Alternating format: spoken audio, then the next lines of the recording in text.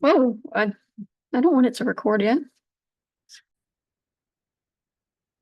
Okay, so we're now recording. That's what sense. If you see anyone else try to log into the Zoom, just we can go in and admit them or whatever they need. Hello, everybody.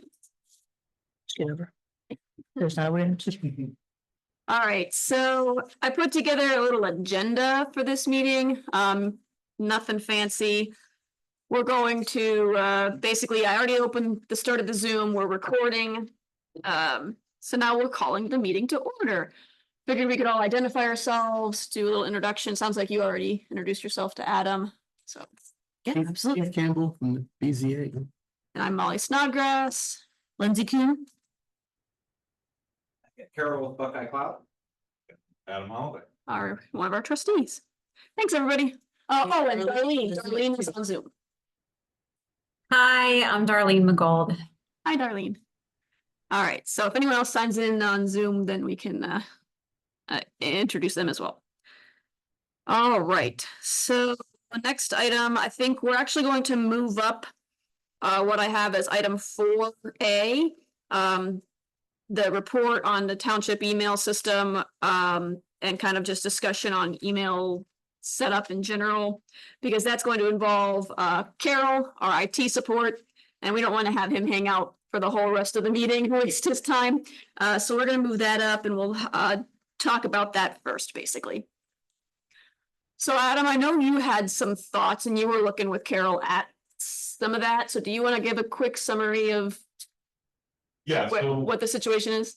Looking at trying to improve kind of the email infrastructure of the township, not only to help us alleviate some of the current pain points, but also set up that email structure so it can provide for the township better in the future, right? So some of the things that we're thinking about is position-specific emails for revolving actual individuals, right? So trustees are the best example of this. Members of the BZA, those are also examples of this, right? So you'll have this fixture within the township. However, the individual will change over time, be it once every 4 years or once every 40 years. That person will probably change at some point. And so what we want to be able to do is establish the email infrastructure so that we can have better transparency and record keeping of backing up the email communications so that we can better provide responses to public records requests or just have that kind of knowledge in perpetuity,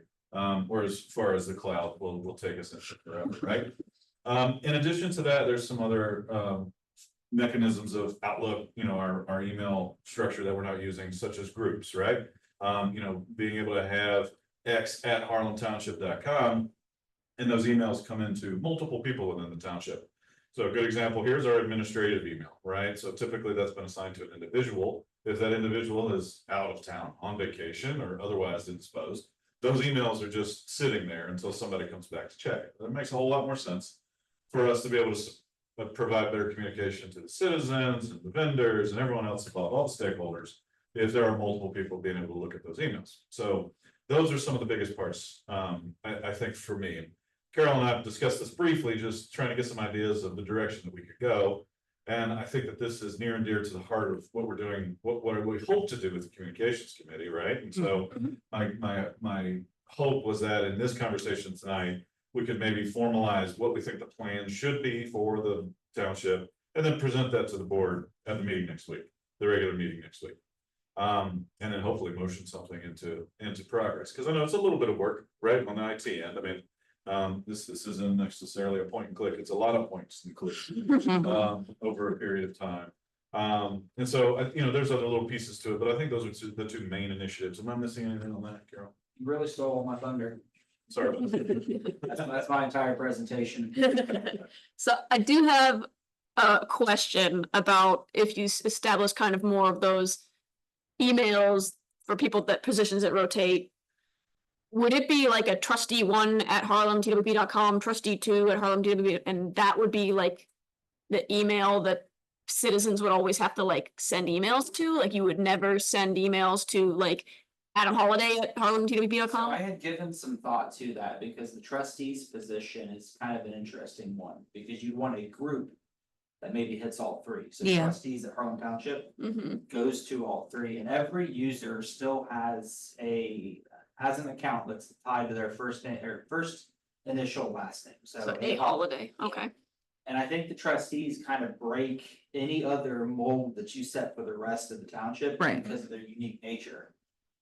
People typically know their trustee by name, Mhm. but may not necessarily know the fiscal officer, they just wanna reach the fiscal officer. Okay, So that might be the one exception to where we set up maybe an admin that reaches all of the people that are kind of in the admin ecosphere.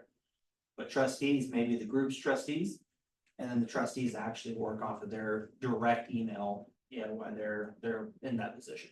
okay, I so, do see the benefit of the trustees having their names yes, still. I do as well. I would not want it to just be like you write an email to trustee one. I really like seeing all of the elected, people, which would include the fiscal officer. Having an, Identify Name. as who they are, I mean, Yeah. it's. Okay. They're elected by their name and who they are, so it's kind of a way to tie that in. okay, It does make it a little bit more personal when you're sending, versus, like you said, the trustee one. yeah, I agree with that. I think, to your point, for maybe the elected officials, we keep with that like personal identifier email so that they can be contacted individually and have that personal connection. Mhm. And still, like you said, have like a group one trustees at harlemtwp.com. The other It works important good to a point, but like, for BZA, Mhm. I had to remember which one of my members is 1, 2, 3, 4, 5. Sure, sure, You sure. know, and so I know, because I'm BZA 5, Mhm. even though I'm the chairperson. I'm a flapper. When they first started, the chairperson had their name attached to it. Well, that position changed and we went back to just numbers, so. And correct me if I'm wrong, Carol, but there's a way where we can create kind of the positional email destination. And then have there's some kind of routing that involves the individual. Right. Exactly, so every user gets first initial last name, and that will always work. So if you send something to a holiday, that's gonna go to Adam. But Adam can have, I believe, an unlimited amount of aliases. Mhm. So it could be Adam at harlemtownship.com, and that still goes to him, both work simultaneously. The aliases are just nicknames that we arbitrarily assign.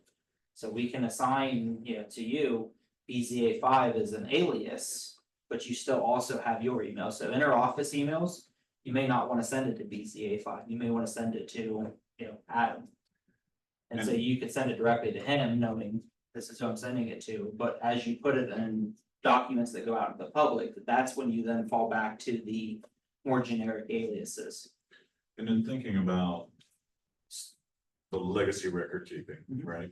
How does that work for, say, either the trustees or the fiscal officers, these elected positions where a lot of that communication needs to be recordable, Mhm. regardless of who the individual is? So it kind of gets tricky because we technically, again, back up the individual user, so we back up the A holiday mailbox. So anything that goes to you in that, you may say hypothetically, you join the board of zoning appeals and you have that BZA alias. The public record request would be your mailbox during that time that you own that, that alias. Hmm.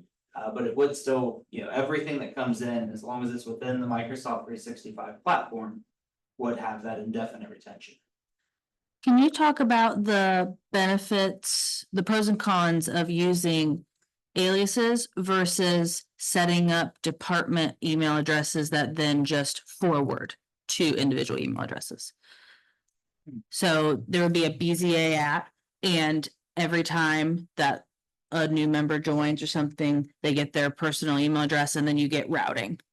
Aliases would be more for kind of one-offs, like the BZA positions where you have a sequential number of them.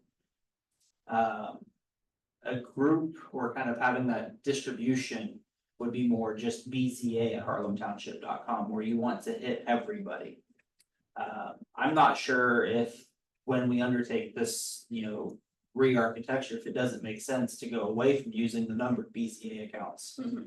and instead use the actual just group that broadcasts to everybody. It may actually make more sense to just have the That- positions. Kind of makes more sense to me. Yeah. Right? Like if we have like, so there's only so many groups or committees or whatever at Harlem Township. You've got zoning, Board of Zoning Appeals, this communication one, Communications, yeah. and parks Well, and and the trustees. I think this is where it starts to overlap with utilization of groups too within Outlook. Because my intent is that we set a good plan here for the future as well, right? So like you and I have been discussing some of the neighboring municipalities that have a much more robust kind of outbound communication system. Mhm. And I would love to be able to see that happen more in the future, right? It's like if somebody needed to send in a request of maintenance, or if somebody needed to send in a request to, X department here of the township, they'd be able to do that, and it would be able to go to that group at the same time. Meanwhile, you could still email an individual if necessary. Mhm. Right. So. I That think- that makes sense to me. So is that more of like the group functionality than the aliases? Yes, that would be more the group functionality. Okay, so you kind of would set up group accounts, which would be for the different departments and different committees. And when a resident emails that account, emails that group email address, it would then get directed to all the members of that group. Yep. But each member of that group has their own individual email account still. Exactly. I think that makes sense. And I feel like that's how like most corporate, like companies and stuff are Mhm. structured. So, That would make it where you don't have to remember 5, 4, 3, it's just Right. one. I have no idea what my other members' numbers are. Yeah, you shouldn't have to break out a spreadsheet to map this stuff out. Right. It should feel organic, it should feel Mhm. natural. My biggest downfall is I don't look at my Harlem Township PZA email account every day, or it's not. And that I need to figure out how, I need to be able to follow that. Mhm. But I don't do normally get many emails anyways, but it's gonna pick up in the future. I mean, I'm sure that's, so. And the beauty of it obviously is, right, regardless of what device you look at, like, I mean, I think I have my Harlem Township on probably 3 different devices at this point. But it's not stored on the device, it's stored in the cloud, Mhm. right? So now that we're able to back this up, for any member of any board that necessitates a .com email address, you'll be able to access that however you need to. You Mhm. can't now, but it would make that even that much. But easier. I've never put it on this device because I don't Need to. because this is my personal device and Sure. and that's why I say, but I could, access it with this, but I don't want it just to actually come to it automatically. Yeah. Kind of like, The other thing that, and, I'm not going to speak from a legal standpoint. But I do believe, because again, those emails aren't stored on the device. Mhm. It would likely protect people from the concerns of using their personal device to check their email. Right. Because you're not containing the records on that device, you're simply peering into it. Yeah, that's the sunshine law guidance, is that it's the records that are public, not the Yeah. device. So just because they have to look at your device for public record, one, they wouldn't have to because they're on the cloud, you can pull it from any computer, but two, private business on the same device is not, public knowledge.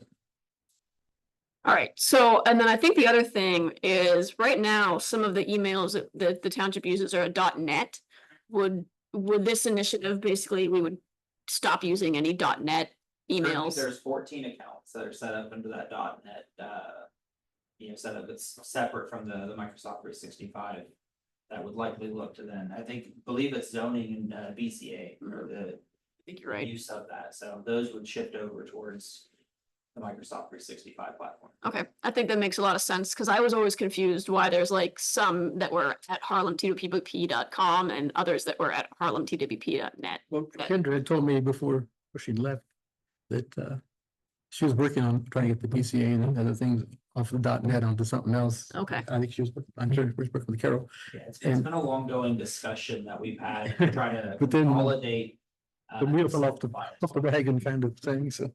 Well, and I think there's also the discussion too, like, BZA, I think is a good example because there are X number of alternates. Yeah. It's like per sanctioned committee, how many emails do there actually need to be? And so, I mean, I think there's, the argument where probably there only needs to be maybe 2, chair and vice chair, specific, initial last name at harlemtownship.com emails for said committee, that way there's some redundancy there in the communication.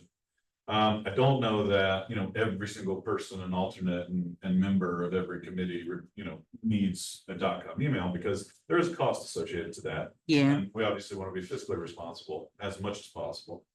So that's something, to look at too. And Okay. of those 14, I mean, I don't know how many of those are even active members, Exactly. you know what I mean? There Yeah. should be 6 of them not being used right now. right. I don't really have a great way to tell you what's being used with that system. It is kind of as primitive as it gets. Okay. Okay, So it sounds like the groups are the way to go. I definitely think that's part of this, larger initiative, right? So I think, to me, my position here, right, as far as like trying to dictate what my vision would be and how the communications committee makes an impact and what the township is looking for. Is with this, I think we need to come together with a plan of, here's what we want to do. How long would it take and how much will it cost? Those are the important things on Carol's side of it, right? And I think the one thing that I'd love the communication committee's input on is specifically maybe what groups. Need to be established, right? I mean, the obvious ones are trustees, admin, communications, zoning, Mhm. BZA, See it. fire department, fire department. Maintenance. Maintenance is good, right? Like, Maybe Yeah. a separate one for the parks or something like that. yeah. and the beauty there too is all of these groups that we're talking about, there is no cost for grouping. Mhm. Yeah. Because those are going to the individual, right? So this to me is the best way to increase communications to the group without increasing any costs Yep. to the township. Yeah. And just the time, I want to make sure that we take the time to do this with a 5-10 year future Mhm. vision. Because it's just gonna continue to grow and there will need to be more people on things like BZA Communications Committee. Mhm. There'll be more work to do, so that's why I think that's important. Well, can we get basically like a quote or something from Carol for the general scope of this? And then That's kind of where I'm at. once that's approved, then we can set up some individual like working sessions to try to hammer out all the details. Yeah, I think what to me, the best outcome here tonight is to at least have the workings of a plan. Don't get me wrong, we got between now and next Wednesday to actually figure it out, right? But as far as I'm concerned, I'd love to see tonight us come up with a plan where we could create said scope of work. And then Carol would be able to come back, with the communications committee at the trustee meeting next week and, give us the details of the plan, just kind of, dictate what it would be, what the outcomes would be, how much it would cost, how long it would take. And then if the board decides, then we could motion that into existence. We get rolling on it thereafter. And then, the communications committee could obviously have working sessions or other, regular meetings to be able to push that forward. Okay. So in terms of a plan then, I know Lindsay, you've kind of already been taking notes, but so let's try to all, between us, 5 of us, not a lot of people here, and Darlene, Darling, yeah. Darlene. come up with the Still here, yeah. different groups that we want. Like, okay, do you want to be writing these down? Yep. Lindsay? All right, so we know trustees, fiscal, Administration, Admin, admin, zoning, zoning, director. BZA. BZA. Oh, that's a good question. Should there be a different one for the zoning commission versus the zoning department? Yeah. Cause it is the zoning commission is, Definitely, yes. yeah, I think that's like, that's a nuance, but it's a separate thing, like, cause there's. Like zoning and development or whatever that's called now has like Mike Cannon and Jim Steelsmith as employees. But then there's also like the commission, which does separate work. Yeah, I mean, I would say for simplicity, probably separate the two. Yeah, okay, so we need one for Sounds a little bit country. zoning commission and zoning department. More of, yeah. The zoning department has Mike, Jim and Valerie also. Oh no, Valerie is, She's, So technically Valerie is a administrative to zoning. okay, that's her technical job. She's filling in right now for Kimberly, but right, okay, she's actually, all right, But yeah, I think it makes sense to have zoning department or zoning DEPT, whatever Yeah. you call it. Yeah. And then a separate, you could call it BZA, or you could call. BZA is separate from zoning commission though. So Well, Mm. which one? I don't know that you need to have 3. Oh, okay. You need to have I think 3. you need to, because BZA deals with appeals. yeah, the BCA. does its own thing without. Yeah, and zoning commission The does. commission is actually a recommendation body to the trustees. Sure. We don't do it to trustees. Sorry, Helen. And then like the zoning commission is, BZA is almost like the judicial branch. They do like, you know, the hearings for appeals yeah. and stuff. Yeah. Zoning commission does more of like the legislative and recommends to the trustees, and then the trustees is the Exactly right. executive. Yeah. I do. The only one I've heard so far that I might have a question about is fiscal. That's essentially one person. Okay, I just wonder if. Would What do you there be think? the same scenario where you would want somebody to back up that position? Should the fiscal officer be away from their duty for a week or two, or? Let's say like the only person that would be able to have any sort of overlapping function with the fiscal officer. From the administrative side would be the administrative assistant. You know, trustees would have, you know, like check writing capability and things like that, but I doubt, I do not speak for the board, I only speak for me. I'm not writing a check without Lisa knowing. about it. yeah, Yeah. I don't blame you there. Period, right? So like if Lisa's out for, I would say, I would assume that. If we had a situation in the township where the fiscal officer was out for more than like a week, then we would probably seek assistance with one of our neighboring municipalities, which Mhm. I think we can do with the ORC. Mhm. But I don't know that that situation's ever come up before, so I I feel like think- we could cross that bridge when we get to it. We would need to be cognizant of what sort of communication comes to that email. And if that would be beneficial to have, so. I presume people are sending invoices and things like that. In which case, does it make more sense to split those functionalities out to a new group? That falls to that, but then actual fiscal requests maybe go to that. You almost have an AR and an AP. yeah, exactly. Like, I mean, and again, trying to think of this more like a business structure, you're absolutely gonna have, you know, accounts receivable. That's where that stuff's gonna go to. And in those situations, you probably could, that group could consist of the administrator and the fiscal officer, in my opinion, just depending on. And even then, perhaps the trustees, because you guys are eventually gonna discuss it anyways, so. So do we want to mull that over, put question marks on like AP, AR, accounts receivable, accounts payable, fiscal? Well, and the beauty here is. It's as easy as going into Outlook, clicking create a group, typing what you Yeah. want Mm. before the at symbol, and there it is. So it's almost like, you know, we could start with the de facto basics, list of yeah. what we know we're gonna need. Okay, And then anything moving into the future, we just establish. Yeah, that makes sense. so fiscal we'll put maybe like on the second tier or something like that. Yeah, Okay, so trustees, admin, zoning commission, zoning department, BZA, communications, fire, fire, maintenance, maintenance, and then do we want to do Parks. parks? parks was the next thing on my mind as well. 1, 2, 3, 4, 5, 6, 7, 8, 9 with fiscal as like a second tier or give us a full 10. The only one I would think about that maybe is represented so far is the Harlem Township Heritage. Oh, which we did recently learn that they are technically sanctioned by the trustees, is that correct? We recently learned that? They were originally established by the trustees, Okay, but but then they're they not. split off into their own nonprofit organization. I see, okay, Okay, so they're separate. yeah. They're separate. Let me ask you. That's what this, it was. Carol, here's an IT question for you. Is it possible for a group within our domain to send emails to outside domain? It is absolutely possible. So what we're saying is Harlem Township could have a hth@harlemtownship.com, and that group could send it to people's @gmail. 100%. Something to think about. So I put that on the Okay. same tier with fiscal maybe, and we could even see what the HTH thinks about it. The Yeah, only thing that I would say there, and again, just thinking about it from the records request standpoint, if that group consisted. Oh, she joined, only of okay. Those individuals. I would have no way to back up that Gmail account. Right. I don't know that we would need Sure to they though, do. if they're not a Yeah. government entity, if they're their own separate. You'd have to make Right. sure if there ever was the chance of a record request for that. That a harlemtownship.com email is covered in there. I get that.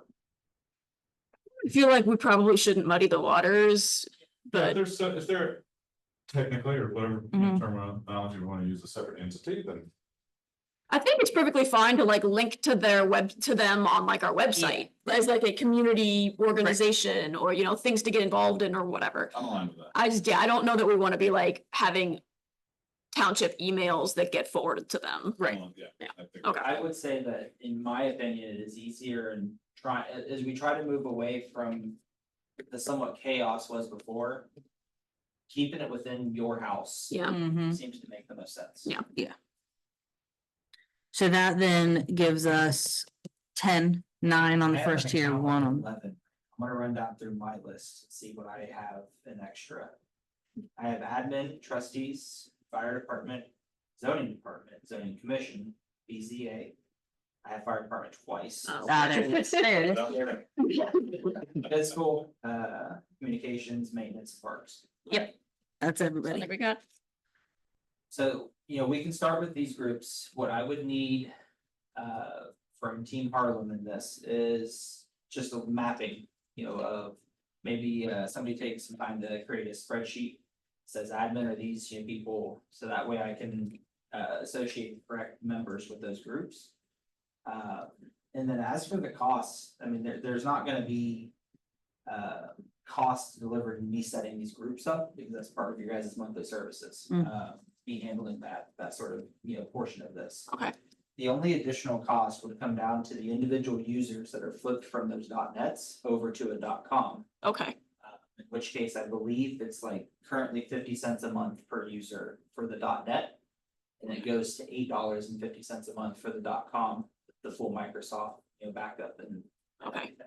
so it's, $8 more per user. Yes, so it'd be an increase of $8 per user that's flipped over. so incremental, not like exorbitant, but it is a cost, so we would just It'll have add up to. if, you know, 10, 15 users move over. And to that point, right, kind of reference my previous comment of.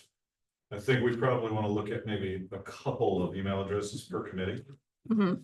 Or commission rather than a Everybody. .net for each person, right? So the Mhm. trade-off there is, you know, we might be spending a little bit more than we were on the registered email addresses. However, we've drastically increased the records retention. of Mhm. that Yeah, communication. yeah, I so think that's certainly worth, you know, 15, 20, whatever extra dollars a month. So, that's $8 per user per month. Yes, How many .nets do we have right now? You say 14. 14? So 14 .nets total. but to that point, some of them. could But be some, no yeah. longer Yeah, part of it. well, there's 5 on the VCA at least and 5 on the zoning commission, and that's 10. Not really- So another thing to consider here, and this is gonna kind of circle back to the fact that we can send email to, you know, let's say an individual's private email address. Mhm. I would strongly recommend anybody who ever responds to an email have that harlemtownship.com. That's a Okay. sense of trust Mhm. that you are who you're supposed to be. And when a group is emailed, so if somebody emails the BCA group and you respond, you are responding as Molly. Okay, So that they're gonna see that back from, Molly at harlemtownship.com. Also, if you responded from a Gmail, they're gonna see that person's individual Gmail, so Yeah, any person who's going to respond should have a harlemtownship.com, address. If it is a scenario where it's just purely informational. Mhm. They just need to know about it, but don't necessarily need to actually reach out to that individual. They're gonna, bring it to the chairperson to have them, respond. Then we could look at, getting the chairperson, maybe the vice chairperson for some resiliency. And then the rest of the committee just uses their own. address. personal emails. That's. Either- food for either- thought. Again, it kind of yeah. muddies the water again, because we're going back against my best practice I just said. But it's, it is something to be kind of considerate of to. I like the idea of like maybe the chair and vice chair of each committee having the dedicated .com, because they're probably the ones that are gonna be most likely to respond to emails anyway. Extra like to residents or I, whatever. in the last 3 months, because of my responding to Mike Cannon and to Valerie, when it's all been coming to my personal email. Mhm. So I never looked at the EZA. And, and a lot of it's not. But a lot of it is just asking the question, is what do I think about, this is coming up, whatever, and it's not like, but it technically should be on the public record, and it probably should come if something would happen with that thing, because, you know, well, the last thing we did with a variance, the guy got to start working with the architect and the surveyor. They found a mistake Mm. in the plans by 1 foot. So we had to come back and we do our hearing because of the 1 foot mistake. Mm. But applicant didn't know until the builders and when they wrote the stuff up, the surveyor and the architect didn't communicate, couldn't make a mistake. Mm. Wasn't the owner's fault. I mean, he didn't have no idea until they went out there to put the lines out, build the house, and like, whoops, this don't work. So, you know, but that miscommunication, I mean, if someone wanted to challenge that, and it came in my personal email, that's the bad thing. you know. Yeah. I would say maybe. Even though I don't like that you're mixing .coms and .nets, I could, if there's an $8 a month difference, I could see where. We might want to keep the .nets for people who are less likely to be externally emailing. So like. You have 5 members of the BZA, right? The chair and the vice chair can have the .com accounts. The other 3 can be a .net. Only concern that I have for that Uh-huh. is a false representation of official communication. So, you know, imagine a strange scenario where an alternate of some board or committee sends an email to some representative of another municipality of, hey, let's do this, we want to do this, we'd like to talk about this.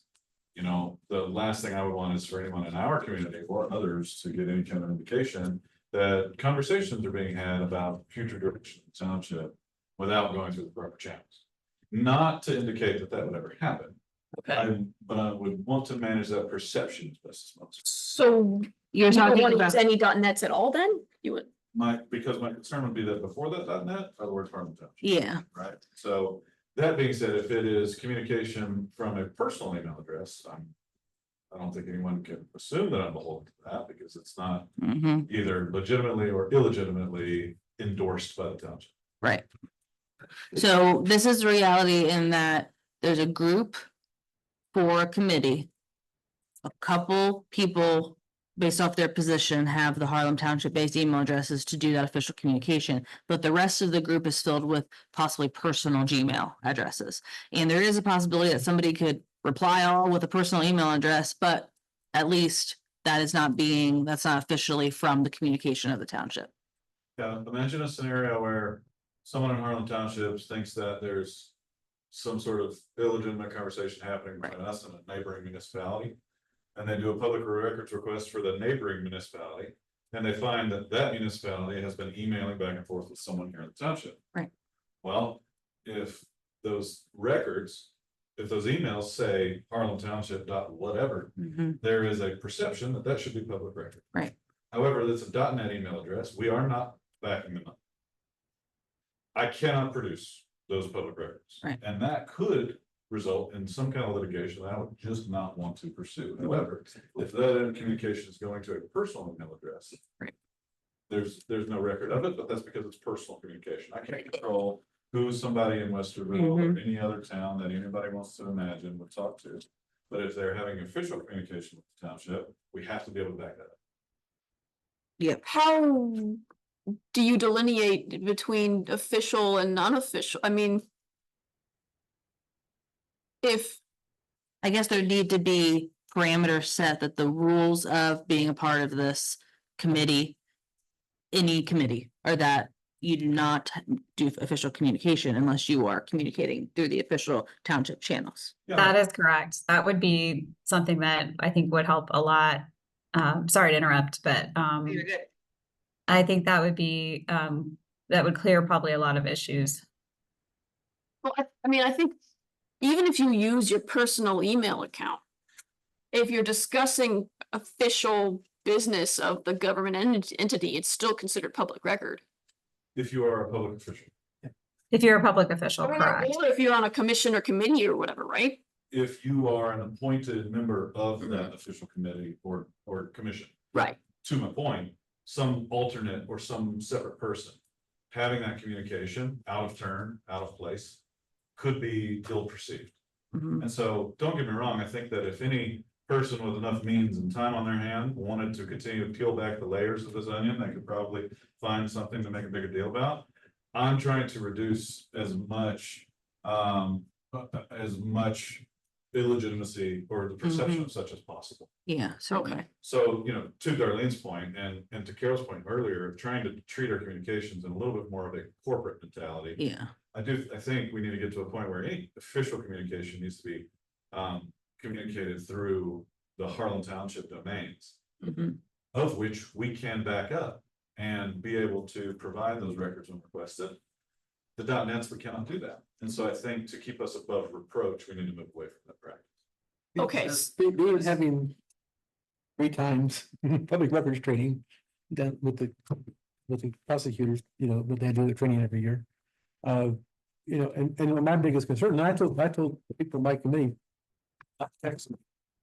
yeah, Now, we'll text me, you come on there, call me, that goes away. Text has a record. And so don't text me, call me. Because usually what they call about is, hey, I'm not gonna come to the meeting tonight or whatever, I got something, that's fine, but don't text it to me, call me. Right. And I know it's nothing to do anything officially business, but I don't want the record on my phone, and the same with like my email, and that's why I'm like, I say, I don't, I get my personal email out there too many times, and I need to stop doing that. so are we saying then the chair and vice chair of the different groups or committees would have the official emails, and the other members would just get forwarded emails that come into the group to their personal email accounts? If we deem that the way that we wanted it to happen, right? I think that there's another opinion where the chair and vice chair could get that communication and then they could share it with the rest of their committee Sure. as they see fit or as they Okay. see best executed. I think that I like that plan better. So then the chair and vice chair get whatever incoming emails. The other members don't get any incoming emails unless the chair or vice chair disseminates them? A Yeah, big I think it's portion of best. this Okay. is circled around the perception that is created by sending its personal emails. Correct. Right, I didn't like that either, so. that's, yeah, I was like, I feel like anybody could reply all in that instance, yeah, that'd In be. that regard, to me, it seems like any official business should be carried out from that trusted domain, which is harlantownship.com. .net, that doesn't go anywhere. That's, it almost seems like it is somebody trying to spoof the township. Yeah, certainly.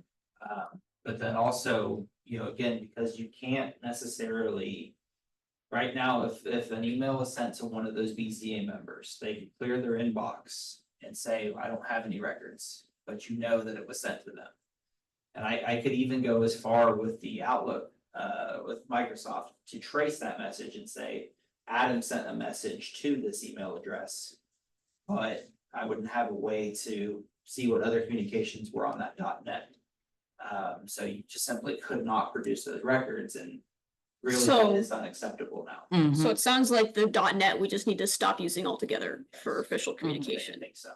When we would just have the potentially chair and vice chair would get forwarded any emails that come into that group account. And then any other members would just have that information forwarded to them from the chair or vice chair if needed. Or discussed in a regularly scheduled meeting. Yeah, or This discussed is in a meeting, something right. on the trustee board that we deal with all the time. Mm. I mean, Dave or John, they'll get an email about something that needs to be discussed in the meeting. So we'll have the meeting and they'll be the first, the other two of us hear about it. Because we're not discussing public business privately. Right. We have to discuss it in the meeting. Yeah. And so that's kind of just how it goes. Now, ultimately, at least in some of these situations, we'll be able to avoid a little bit of that misinformation or lack of information. Utilizing the groups, right? Yeah. So, I think that'll help it a little bit, but in the situation where we have a commission committee with 2 officially commissioned chair and vice chair that are leading it, then the rest of the members are volunteers. To me, individually, again, this is an individual opinion for me, Mhm. I think that is the best way forward. It makes sense. It establishes processes, which is what we are trying to do here. The worst part of sunshine law and public records and stuff is that. My three trustees, if two of them get together, they got quorum. Yeah. And that makes it tough for them. With the BZA, if two of us talk, it's not a quorum, so we can't make an official decision on anything because we can't vote on anything because there's not enough people. So if I want to talk to one of the members, it really doesn't. It's not an official thing because there's not a quorum. There's some gray area and ambiguity there. I mean, for example, all three of us were at the forum meeting recently, which was great. I mean, we obviously didn't participate in that, and there weren't any decisions to be made. And It was that's an information. one session. thing that they did say, Yeah. and that something, you still have rights as a public citizen. Right. You still have the rights to go to attend church together or Mhm. you have to be at the grocery store, whatever, you still get to do your day-to-day, Right. regardless. Things like that just happen. I mean, you know. You go down to the noodle dinner at the Green Talk and two of you happen to be there at the same time. Yeah. But you're not, as long as you're not discussing anything about the township, it's not really anything, you know. So here's a question, like just how would this kind of work theoretically if we go to this new setup where the chair and vice chair have the official emails and no one else does? Like for zoning commission, Valerie writes up meeting minutes and emails them out for review prior to the next meeting so that people have a chance to like, you know, make red lines or make, you know, pre-read it or, you know, and same thing with the agenda, like the agenda gets emailed in advance so that people, you know, can either Add make stuff to comments or it, add yeah. whatever. So if only the chair and vice chair have official emails and no one else does, when Valerie sends out the minutes, it would only go to those two, not everybody. And I think it is the privilege of the chair and vice chair to determine how to disseminate that information out to the volunteer members of its committee. Okay. Again, I look at this from like a Well, corporate, they're not all, I mean, I guess they are volunteers, but they're appointed. chair and vice chair would be. No, they're all- They're all all appointed. five, the five regular members are all appointed, So And the alternates, which board are you talking? zoning, both of them, zoning or BCA. There's five appointed members. All right, so, and. and the perhaps alternates. On those boards, we can look at it from a different point of view. But I'm thinking specifically about the communications. This. Oh, okay. See, I was thinking the zoning commission where like So- everyone's appointed. Yeah, so like, let's think about them all at the same time. So, you know, maybe in some of these, you know, I would say more official governing bodies, right? BZA commissions, things like that, and we need to talk a little bit more about the legitimacy of the communications committee here in just a minute. Yeah. But, you know, I think the blanket statement, and Carol, well, let me know if this jives. I think the blanket statement is officially appointed members of committees and commissions should have official township communication. Now, I think that where that gets weird, though, is all these alternates that we were talking about. Because if the alternates are also appointed, then Which that we are. opens us up to a lot of additional emails. At this point, I don't have my alternate email address, phone number, or can't remember his name. So that's something to think about there. So there are, there's 5 members of the zoning commission and 2 alternates. So it's 7 people appointed because the alternates are appointed. Zoning commission, do you also have 5 members and 2 alternates? We have one alternate right now. I think we're getting the second one. But you have a maximum of the 5 plus 2. Yeah, it's been 7. So I don't know how parks is structured. we propose this trustee board, for example, and 3 seats as minimal as you can get. Mhm. There's a chair, a vice chair, and an alternate. For Gotcha. some reason. Okay, What if each board or commission had a chair, vice chair, and an alternate? So therefore you could have, you know, a majority. Look at something, right? You got 3 people that would approve the minutes, rather than going to the entire group. So then you're looking at 3 official emails per group. I mean, but so you're talking about, I don't think you can reduce the committees to 3 people. Not talking No, about no, reduction of the committees, we're talking about. If you make a decision, Emails. if you make a decision on something, if the 3 of you make the same decision out of the meeting setting, then you've had a quorum make a decision. So I don't, So in any of these committees, we'll say zoning. Is it within their an individual member's normal expected function? To reach out to a Westerville or another township? And to have official discussions, even in like maybe a fact finding or, you know, discussions of future planning. the zoning commission is a little bit more different because the BZA, all our work comes out of the zoning code. We work right from the code with pretty much. we had no reason to reach out to anyone else. We Those things are discussed brought to earlier- you. And everything was brought to us, you know, from the Zoning application. commission is mostly the same way too. It's mostly internal communication within Harlem Township. It's not like, Which committees would have that communication with an outside township? Or group where we would, you know, potentially discover conversation by somebody else's records being. I'll put it this way, I've been 30 years on the BCA, have never done that. Okay. Well, and to that point, right, I think that's what employees of the township are responsible for. yeah. You know, your zoning director. I think it's more of the employees than the committees. And to the point too, right, I feel like we got a little bit on this conversation about the concept of approving the minutes. I think in a lot of situations, that is done at the beginning of the next meeting. True, but I think as a courtesy, it's always like emailed in advance, so you have a chance to review it. So it's not like everyone's sitting there reading the minutes, like. It could You be- can always post on the website. I mean, I wouldn't be mad about that if You you're can't trying post them on the to. website till they're approved. You can't say draft? I don't think I don't think that's a direction they would want to go. I don't know the rules around that, Darlene, to be honest, but. Yeah, Could be a scenario where you break the rule of having personal emails in a group, but only for that sort of communication. So very narrow scope where when the zoning minutes get, wrote and sent out to everybody, you can use that group to target the members. But it's only for that very specific function. not for nothing, but there's a pretty easy solution to somebody from a Gmail hits reply all is to put the group in the BCC. People have to Yeah. remember to do that. Well, that's dependent on the person sending the email. So if the administrative assistant is the sole person responsible for distributing the minutes for approval, Mhm. I think we could probably hold that person to be accountable. Yeah, you Whenever just uses create and BCC. define that process, that this is how we do this. Okay. That's the only time we use the zoning minutes at harlemtownship.com address. Which then would be a group that relays to those individuals. Okay, I so don't think you want personal emails in the group, though. I guess that's where I'm getting confused. Well, it's a conversation of outbound versus inbound, right? So, you know, Yeah, if somebody emails zoning, or Right. yay, we want that to only go to certain people. yeah. But if an administrative assistant has the meeting notes, then they would send an email to more of a distribution list. Yeah. Not a. Okay, yeah.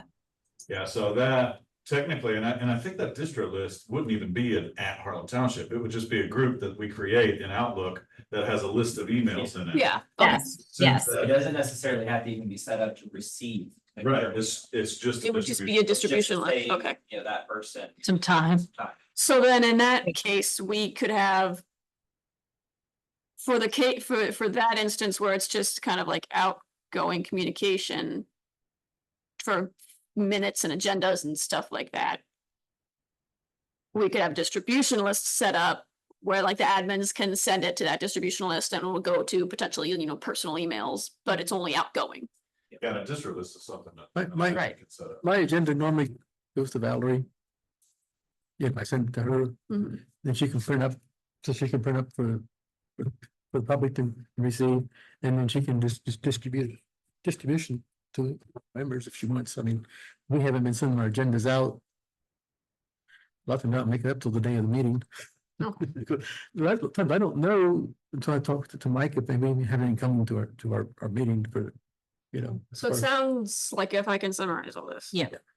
So they- Not using the .nets at all anymore. Mhm. Setting up roughly 10 groups. Yep. Which, and then having a like chair and vice chair that have the official like named at harlemtwp.com Mhm. emails. And then the trustees all would have one, the fiscal officer would have one. But otherwise. There would be no one with official Harlem Township. Email accounts. Official or unofficial, employees of the township, chairs and vice chairs of the various committees. I think that would probably be the extent of it. How would that work for employees? I mean, in case, Fire department, maintenance department, do they have emails, all individual emails right now, all of the So- employees? So the fire department full timers have emails. Okay, And I do believe the maintenance also currently have full-time emails. So that we would not change that structure, we would keep any full-time employees would each have their own email. I do not see a reason to change that structure. Okay, I wouldn't think so either, because that they would need to be able to communicate for things like payroll and HR and Yeah. like, that needs to be more of like a for, employer kind of structure. Yeah. Okay. Any other thoughts on individual email groups? The distro lists, and you correct me if you think I'm wrong, but I don't think distribution lists need to be necessarily in the scope of this project, because I think that's something we generate Yeah. internally. Yeah. Pretty easy to do through It Outlook, need to be generated, internally, or somebody could reach out to me and say, hey, can you create one? because it's part of monthly service. Yeah. So, yeah, I mean, like I said, with that specifically, let's call this part A of kind of the email revamp. Mm-hmm. Part B, you guys have already done a lot of work on already. I Yes. saw the PDF that got sent earlier today, talking about the outbound communication to the community. Yes. You want to pick that part of the conversation up, Molly? Yeah, might as well, since we're talking about emails and such. Yeah. So that was somewhere in here, like 3C. We're kind of ripping this agenda to try and moving things around, but that's okay. It's not- Yeah. Yeah, all right. So Lindsay did a great job putting together a comparison table, and Keith, I don't know if you got one, okay.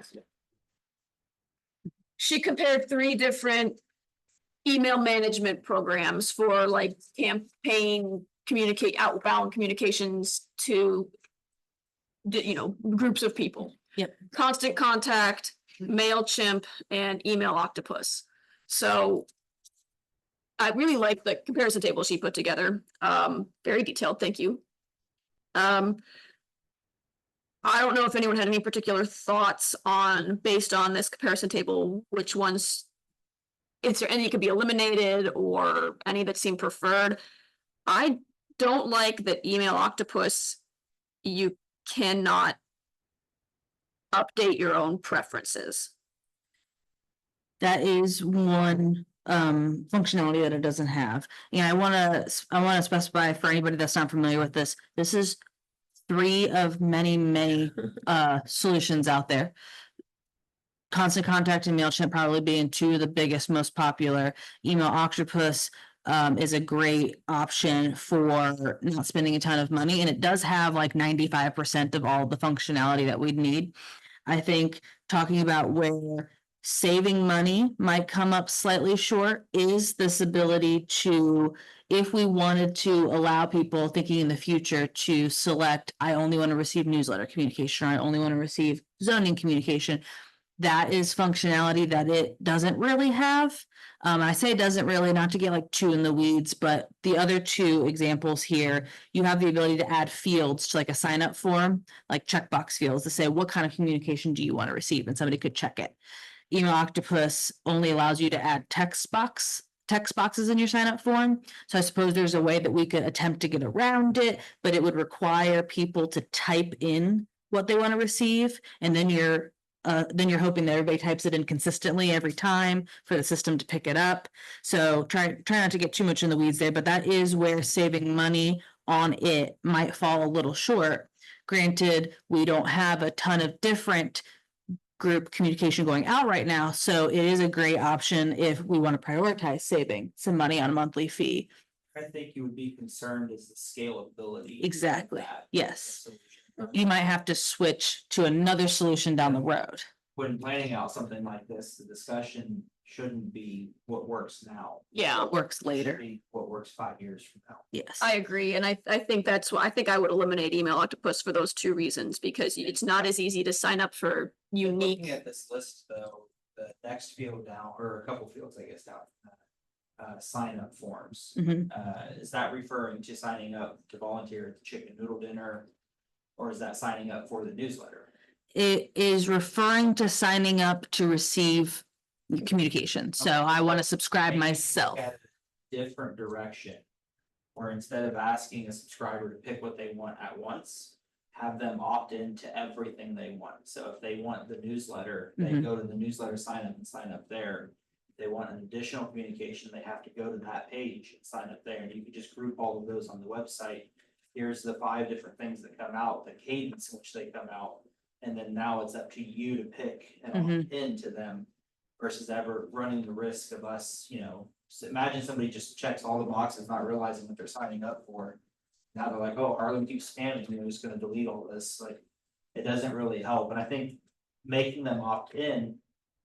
Shows that they're interested in that thing as well, you know, that they're genuinely interested in it. Well, that's the other thing about like, can subscribers update their preferences? So in these other ones, if you sign up for everything and decide, oh, I'm getting way too many emails, you can click the little link that says update my preferences and Mhm. uncheck the ones you no longer want to get. For email octopus, is there no way for them to unsubscribe?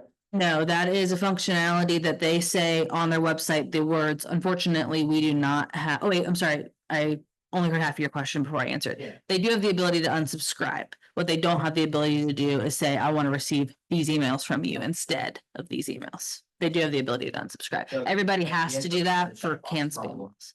They can't uncheck the boxes either. Correct.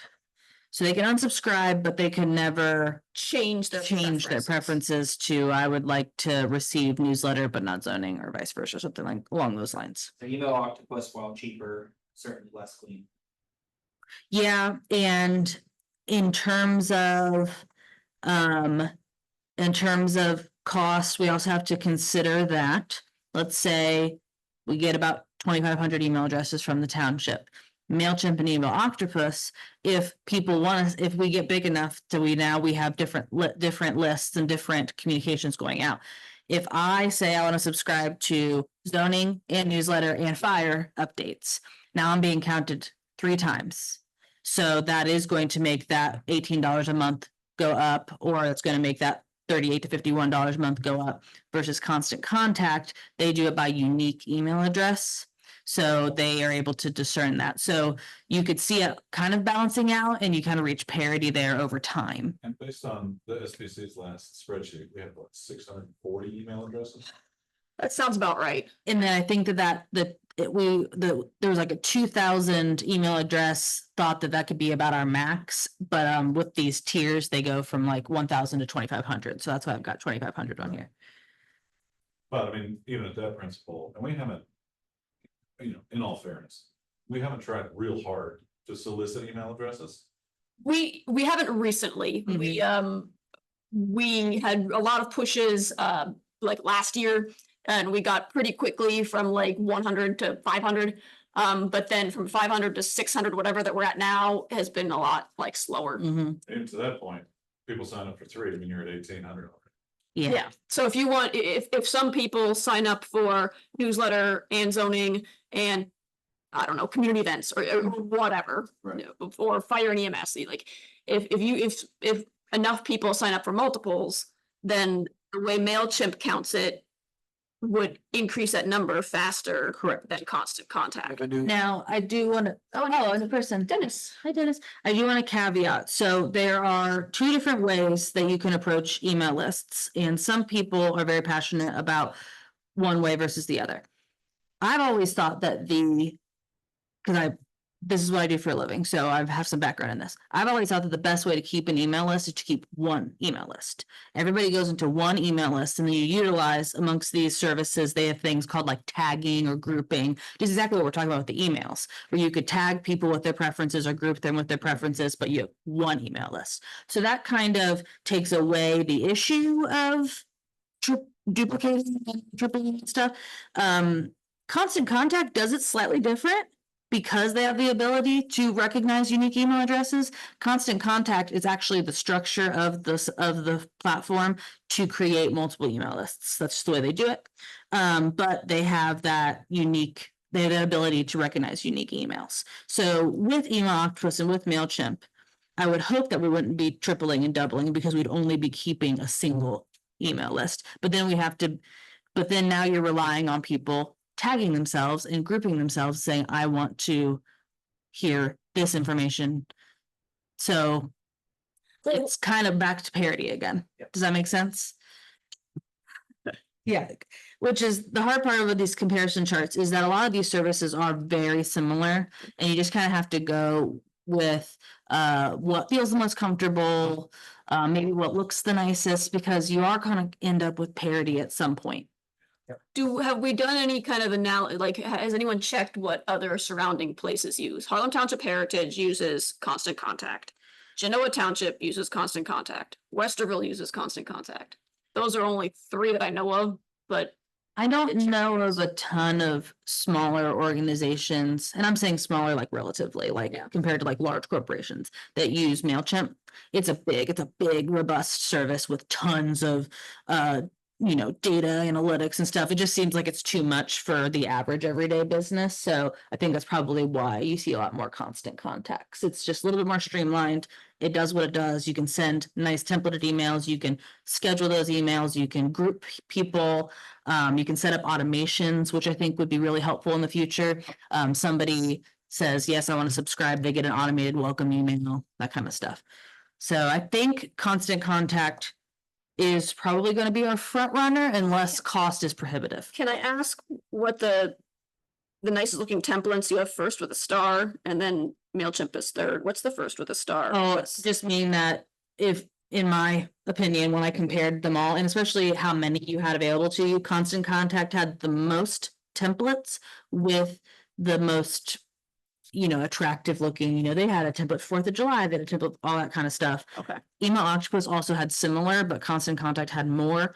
MailChimp falls short with their templates. They really want people to like code their own templates. but Oh, yeah.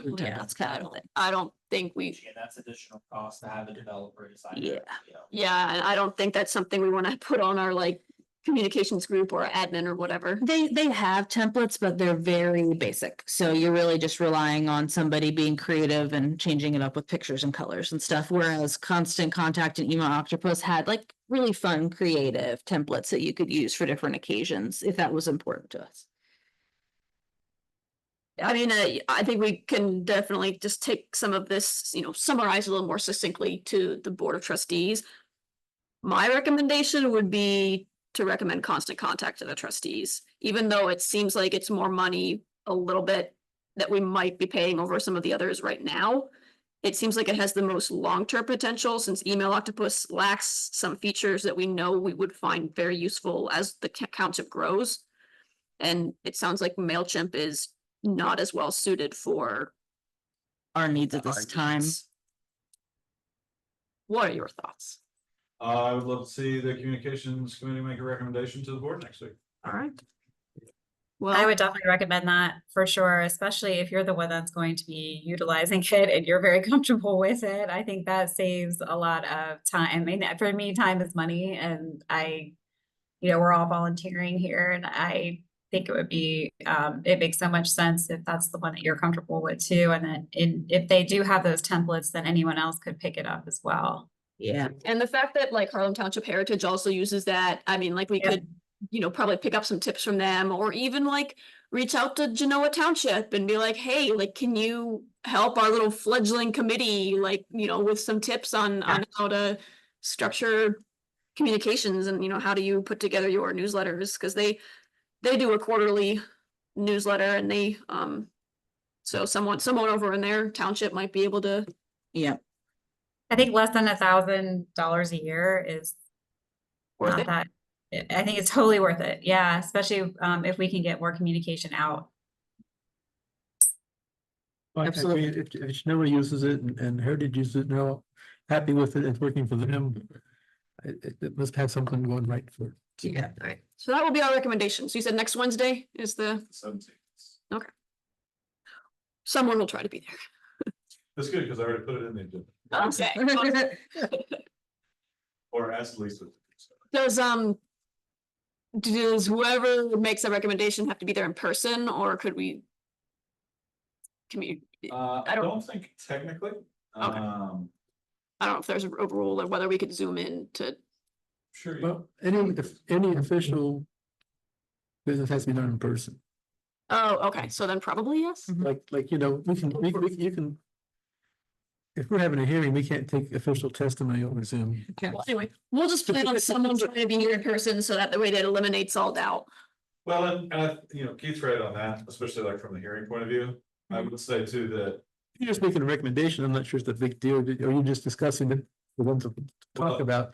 Might not be as much, but if it's an official business, I'd feel better if it was in person. Okay, that's fair. yeah, because after the recommendation and the presentation from Carol, Communications Committee at the meeting next week, one of the members of the board would make a motion and provide the details as such, right? Mhm. Okay, You know, communications committee and Carol's attendance at the meeting is to help add some clarity for the board, because I'm certain that there will be questions. sure.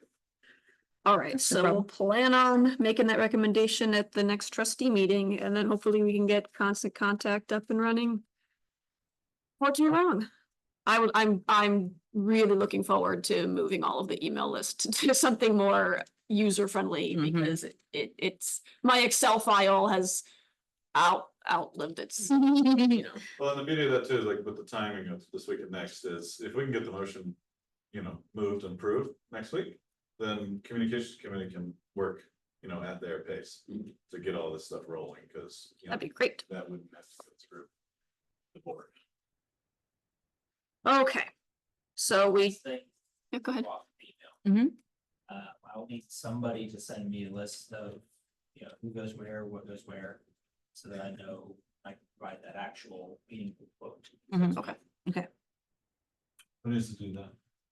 I don't know if I have enough familiarity with everybody that's on the different boards, other than the one I'm involved in. Alternatively, we can't leave the quote at, you know, it's $8.50 per user and I think, is that, but I would like to give a, you know, a hard number just for Mhm.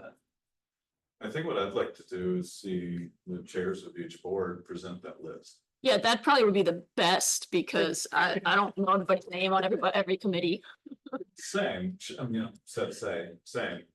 But I do think that, you know, it would be pretty easy for us to grab the emails of. Do you want that email to you, or you email to Valerie, email to her? or- I'm fine them coming to me, and then I can send them on to Carol. God knows, you know, talk about this ad nauseam at this point. Mhm. You know, if we can get the board chairs to forward them to me, then I feel like I could probably fill in the gaps with maintenance. I'm sure we get cheap to help with fire and things like that. You might talk. Chairs of Mike, each board or to email email. it, Yeah, I can reach out to Mike. I'll do the VCA. Looks like for the Zoom, Arlene is dropping off the volunteer to help however needed. We're a mission. Oh, she said check texted that, okay. All Oh, thank you. right, thanks, Darlene.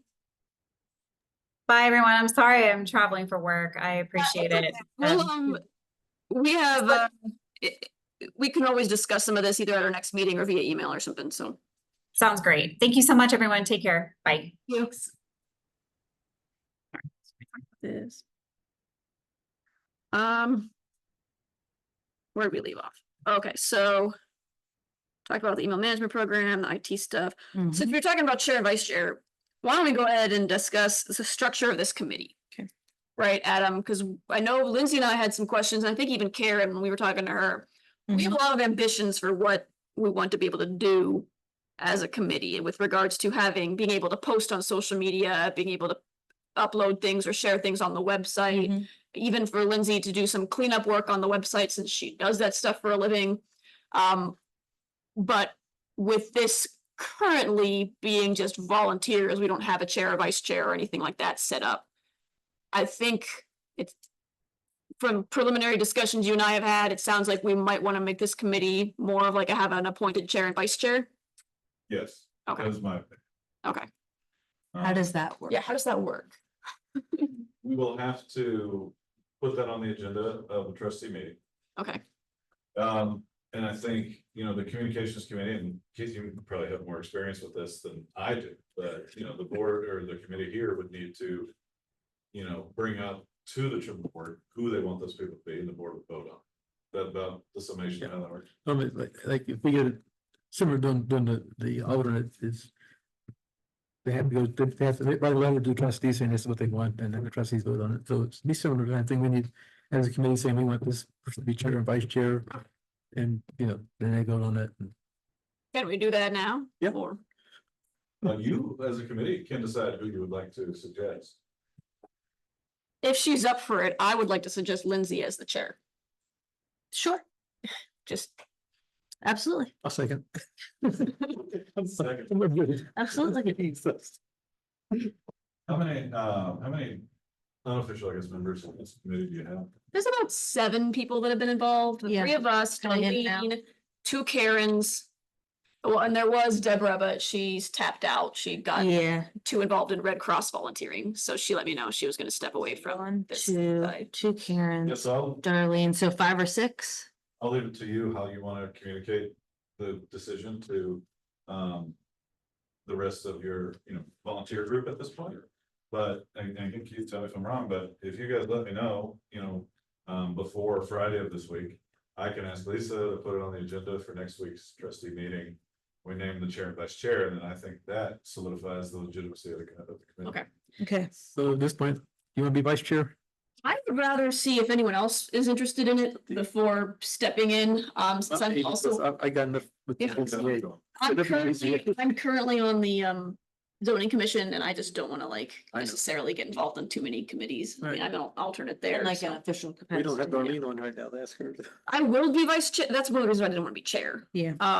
I would happily be vice chair, but I wanna offer it to a couple of the other ladies Well, first. Yeah, and as I mentioned, you got Mhm. 3 more days. Yeah. To get it on the agenda for this meeting, and it's not that like, you don't even need to solidify that right now, I mean. Next week in the board meeting, we can move forward on this email thing as long as the board agrees. And then in the next meeting in August, the committee can come back and say, here's the, the chair, and vice chair that we'd like to name. You could even name an alternate if you wanted to. But yeah, you got 3 days to run that by the other members. Okay. If you wanna just send that information to me, I can convey to Lisa, or you can send Lisa individually if you want. But we have to have that information by the 12th to have the 5-day notice. Okay. Um. So if we Carol can- grabs his bag. He's ready to run. Else on the agenda that I can be. I don't think there's anything else that we need IT support for. 2 children at home. Oh, yes, go home. Please do. Definitely wanna see me, so. Please do. Carol, Yes, Yes, thank you. Having me. We'll see you If next you guys week. have any questions, I'll reach out. Okay, thank you. Next week will be a lot more exciting. I've been to a couple of trustee meetings. I don't know if I'd call them exciting. It's all about perception. That was the word of Alright. the night. Thanks, Carol. So we'll try to, if we can't come up with the vice chair by the 12th, then it'll be on the next trustee meeting cycle. And then we'll go from there. Sure. All right, so But, and to that point too, you reiterated, so one of the things I would love to. Again, I mentioned earlier, like conveying my vision of what this group would be. I mean, the communications committee, I think was a conversation before I even ever came around, so I'm not Mhm. assuming any sort of ownership or entitlement here. But in my opinion, this committee is essentially the marketing arm of the township, right? Yes. Managing the public social perception of what's going on. And so I think all things that are related to that need to fall into the committee. The Facebook, I got some gripes with the actual community government Facebook page right now. Let me rephrase that. The Harlem Township Community Facebook group, I think is great, has lots of followers, it's operated very well. Our Harlem Township Government Facebook page. Should funnel into this communications committee after we solidify the legitimacy of the committee. yes. Yes. So, because I feel like we'd have the bandwidth there to keep its currency up, to keep its relevancy up. Yep. But I also think that there's some improvements there that need to be made. For example, it's essentially set up as an individual entity. Yeah. Where it should be a public page. Yep. Or at least a public figure. Yep. Right? Mhm. That's one advantage I think that community page has, is it just clicks followers. Right? Like some poor person here in the township office has to accept all of the friend requests that come Yeah. to the Harlem Township government. So there's some improvement. There are definitely some improvements, not to get too detailed here, because I think this is, 3D here is cleanup of social media accounts and pages. There's actually 3 different ones. There is a Harlem Township person, a Harlem Township government page number 1, and Harlem Township government, same name, page number 2. And one of them, if you look at like the web address where you like actually type like facebook.com/whatever, Mhm. one of them is like facebook.com/admin Harlem. The other one's facebook.com/Harlem admin. They look almost identical. And like one of them was like the one that Kendra was like, I don't even know. But like somehow there were 2 pages created and also a Harlem Township person that you could like friend. Right. And so we've kind of discussed this, that all needs cleaned up. Yeah. We need to just have one public facing page Mhm. that people can follow. And that's what everything gets posted to. Mhm. And that and I think we're all in alignment here, would be something that the chair and vice chair of this committee would have like access to post to, Mhm. as well as the future admin. Yes, I'm aligned with that. Okay, so that is on our list of, we need to get that all cleaned up. Mhm. I just don't know if that's, like, do we need to wait until we have a new admin in the role? Or once we have a chair and vice chair appointed, those people can have at it? I would want, for legitimacy's sake, I would want to check the published job description for the administrative assistant that we are currently trying to hire, Okay, to see where some of these things overlap. okay, I do not think that there would be any objection of removing Facebook or web page maintenance from that person's job description. Mhm. You know, I think that that's something that the board can cover in an executive session regarding the duties of an employee, especially at a given time where we make an offer to an employee, or a prospective employee, right? I think I think you might have an easier time hiring someone too, if that was not also one of their The scope might have been responsibilities. a little narrowed, yeah. Right, yes, because that person is very much a catch-all, right? Yeah, yeah, And I would love to be able to refine that better, and I think the best thing that we can do, like I said, is from this, public relations point of view, funnel that into the communications committee Mhm. a little bit better. So, Facebook webpage, really easy to get those things to a little bit more sense of relevancy. Heck, we could even get you the sign-ons to change the marquee sign out. Sure. all right, so Don't discuss that. did you say you want to discuss that in an executive session, or what? Like, I don't think It that, sounds like we need to get the community structure voted on first. That's step one. Yeah, I think we would want to have chair and vice chair Yeah. decided before we relinquish right, government communications, official public communications. that makes sense to me, and I mean, honestly, it's like, even though I just like really want to get all that cleaned up, it's Right. not like a burning fire that we like have to Sure, address sure. immediately, because it's been that way for 4 years now, Yeah, probably. Yeah. Totally agree. And tonight's Facebook post as an example. So Yeah. I would love to get all this. Okay, all right, so that's on our list of, we'll table it for now, we'll pick it back up once we have a vice chair and vice chair who can have all the login access and go from there. Same thing with website improvements, like there are a lot of like little things that can be cleaned up with the revised website. So again, something that the committee can take on once it's got appointed members that have more of an official capacity. So that brings us back around to, Just the last item is newsletter. yeah, newsletter. It's already almost 8 o'clock and there's only like 3 of us here.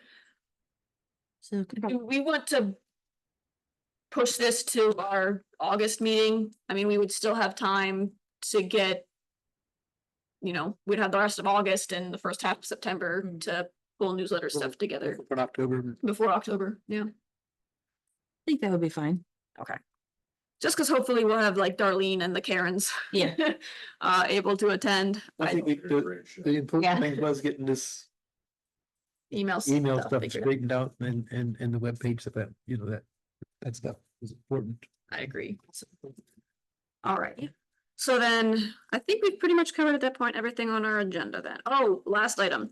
Collaboration with Harlem Forum.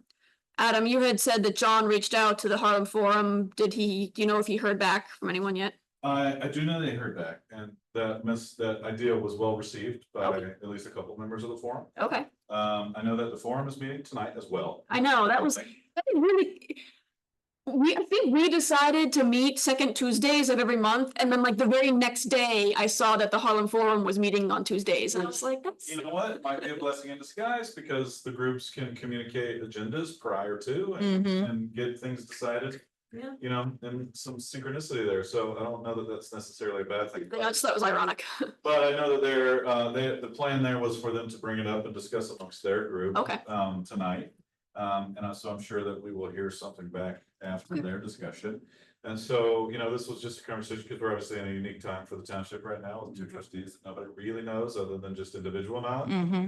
So their idea was to, kill a few birds with at least one great big rock and, get us introduced to the community, but then also show a little bit of that, bridge building, right, between the forum, and their connections, as well as the communication committee here. Okay. So to anyone who might be watching this later on YouTube or whatever, this was John Trainer, one of our new trustees, who has some connections with some folks that are in the Harlem Forum Group, a resident formed committee within the township. He had reached out to that forum with the idea of the Township Communication Committee and the Harlem Forum doing like a joint event where we have like either a meet the trustees night or some kind of hosted community Open table. round table where we can kind of show a little bit of collaboration and unity and get the new trustees out in front of residents. So that was the idea that was proposed. Sounds like it was reasonably well received by a couple of the Harlem Forum representatives. Mhm. So we'll let them discuss and hopefully get back to the township with, you know, a yay or nay. And if we decide to move forward with that, we can start some planning on what that event might look like. Mhm.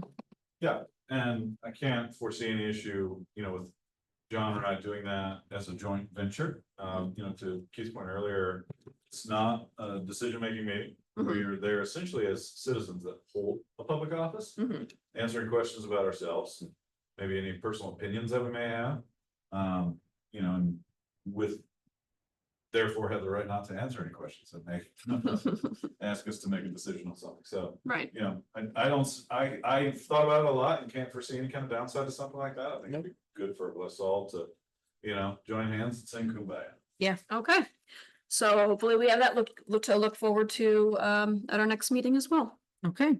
And then I think that is it, since we're gonna table the newsletter discussion for next month. Which might be an even more relevant discussion if you have constant contact or some of the other True, functions in place. Yeah. that's true. All right. Motion to adjourn.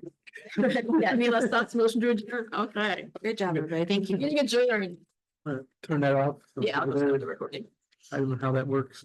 That's pretty simple. You just hit stop recording. Yeah, None of us know. I know, it's. You're on my pay grade. Yeah. Where's the mouse? We're pretty firm. It's assisting in fulfilling the administrative assistant role. Zoom proficiency was definitely a Yeah. core requisite here. Mm-hmm. I think the mouse battery might be dead. Oh, there it goes. It's moving for you. No, I'm using the track. I'm using track. Well, Adam. Good job. Happy, Hey, ditto, I'm just sitting here today. you know, I was impressed last township meeting too, when you and John was asking the right questions, I thought, you know, for. Okay. Yeah, I think, I think one of the things that we